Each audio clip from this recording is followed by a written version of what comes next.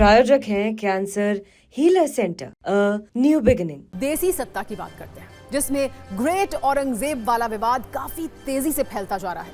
महाराष्ट्र में अबू आजमी ने सबसे पहले औरंगजेब की तारीफ की थी। अब आज इस पर यूपी विधानसभा में सीएम योगी ने इलाज का दावा कर दिया, जबकि अखिलेश यादव ने उनका बचाव किया। वहीं बिहार में औरंगजेब के सबसे नए प्रशंसक मिले हैं खालिद अनवर, नाम है इनका। ये कह रहे हैं कि औरंगजेब को लेकर दुष्प्रचार नहीं होना चाहिए, जबकि इनसे एक कदम और आगे बढ़कर बिहार के ही AIMIM के नेता अख्तरुल ईमान ने कह दिया कि औरंगजेब देश के कण कण में है। कुल मिलाकर ग्रेट औरंगजेब बनाम हेट औरंगजेब का मामला तेजी से फैलता जा रहा है और अबू आजमी की मुसीबत बढ़ती ही जा रही है। औरंगजेब की तारीफ करने के मामले में अबू आजमी को महाराष्ट्र विधानसभा से निलंबित कर दिया गया है। महाराष्ट्र के संसदीय कार्य मंत्री चंद्रकांत पाटिल ने सदन में उनके खिलाफ प्रस्ताव पेश किया और सदन ने प्रस्ताव को पारित कर दिया, जिसके बाद उन्हें निलंबित कर दिया गया। अबू आजमी महाराष्ट्र में समाजवादी पार्टी के इकलौते विधायक हैं। उनको इस तरह से निलंबित कर देना समाजवादी पार्टी के अध्यक्ष अखिलेश यादव को अच्छा नहीं लगा। उन्होंने सोशल मीडिया पर लिखा, निलंबन का आधार यदि विचारधारा से प्रभावित होने लगेगा तो अभिव्यक्ति की स्वतंत्रता और परतंत्रता में क्या अंतर रह जाएगा। कुछ लोग अगर ये सोचते हैं कि निलंबन से सच की जुबान पर कोई लगाम लगा सकता है तो फिर ये उनकी नकारात्मक सोच है, बचपना है। एक तरफ अखिलेश यादव अपने विधायक के पक्ष में अभिव्यक्ति की स्वतंत्रता वाले पन्ने पलट रहे हैं, दूसरी तरफ यूपी विधानसभा में योगी आदित्यनाथ अबू आजमी का इलाज करने का दावा कर रहे हैं। वो ये कह रहे हैं कि अबू आजमी को तो भारत में रहने का ही अधिकार नहीं है। एक बार सुनिए योगी आदित्यनाथ ने क्या कहा। ये समाजवादी पार्टी का नेता, आपका विधायक घोषणा करो ना, उस कमबख्त को निकालो पार्टी से और उसको एक बार यूपी भेज दीजिए, बाकी उपचार हम अपने आप करवा लेंगे। जो व्यक्ति छत्रपति शिवाजी महाराज की परंपरा पर गौरव की अनुभूति करने की बजाय लज्जा महसूस कर रहा हो और औरंगजेब को अपना नायक मान रहा हो, क्या उसको भारत के अंदर रहने का अधिकार होना चाहिए क्या? इन सब के बीच अबू आजमी बार बार ये कह रहे हैं कि अगर उन्हें कुछ हुआ तो इसके लिए जिम्मेदार सरकार होगी। हालांकि अखिलेश यादव के समर्थन के बाद अबू आजमी की राजनीतिक हिम्मत थोड़ी बढ़ी और उन्होंने अपने दफ्तर में छत्रपति शिवाजी महाराज की जो तस्वीर लगाई थी वो हटा दी। ये दो वीडियो हैं। पहले वीडियो में छत्रपति शिवाजी महाराज की तस्वीर है, दूसरे में हटा दी गई है।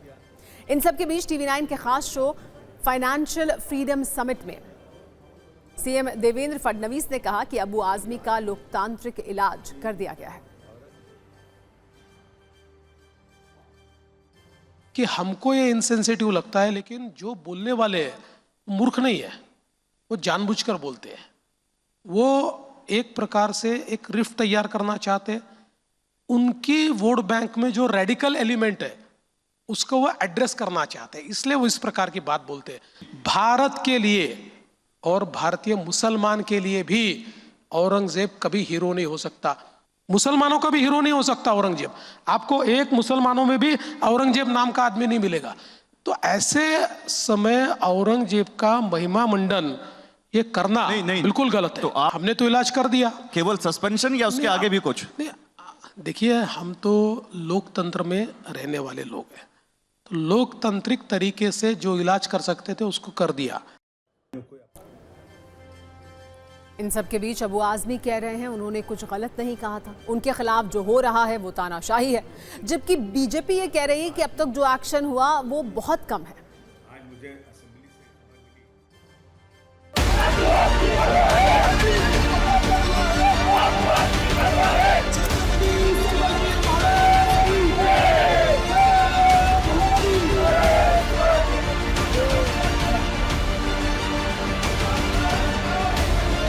अब योगी जी की सरकार है, यहाँ पे जो है हमारे फडणवीस साहब की सरकार है और हमारे एकनाथ शिंदे साहब की सरकार है। अगर इस सरकार में डिक्टेटरशिप है, इसमें जो है लोकशाही नहीं है, डेमोक्रेसी खत्म हो चुकी है, तो जो चाहे कर ले, मैं क्या कह सकता हूँ। हमने वही चीजें बोली हैं जो हिस्ट्री में दर्ज है, जो आज भी जो प्रोफेसर लोग जाकर जगह जगह मीटिंग करके औरंगजेब के लिए ऐसी बातें बोलते हैं, वही बातें मैंने बोला है जो ऑन रिकॉर्ड मेरे पास है।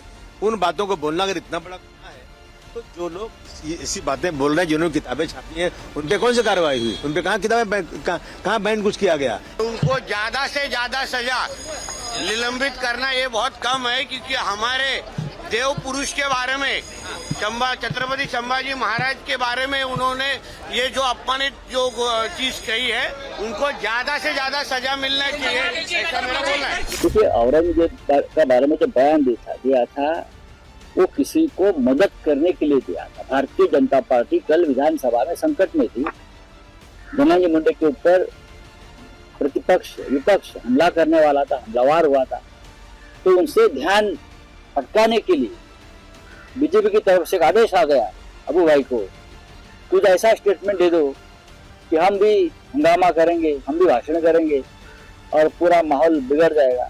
तो औरंगजेब के ऊपर भाषण दे दिया और पूरा हंगामा कल हो गया उधर। औरंगजेब रहमतुल्लाह अलैह इतना नेक बादशाह जो टोपी सीकर अपनी रोजी रोटी का काम चलाया, देश के आम जनों के टैक्स के पैसों को अपने शरीर पर इस्तेमाल नहीं किया। आज भी औरंगजेब इसी मिट्टी में समा गए हैं। वो अंग्रेज नहीं थी जो लूटकर भाग गए थे, बल्कि इस देश की उसने सेवा की थी। पहले इतिहास पढ़ लें, 49 साल बादशाह नहीं रह गया, हिंदुस्तान का बादशाह तो रहा 49 साल। अखंड भारत अखंड भारत के सपने की बात करते हैं, उसको साकार तो उसी ने किया था। उसी के राज में अफगानिस्तान से लेकर कर कंधार से लेकर के और बर्मा तक फैला हुआ साम्राज्य था, उसी का तो साम्राज्य था। औरंगजेब के बारे में इस तरह का दुष्प्रचार करके कोई पॉलिटिकल पार्टी क्या हासिल करना चाहती, मुझे नहीं समझ में आता। एक राजा था जो चला गया, आप राजा हैं, हम राजा हैं, हमको बताना है कि हम देश को क्या देने जा रहे हैं। आप इस तरह का माने डिस्कशन नहीं होना चाहिए।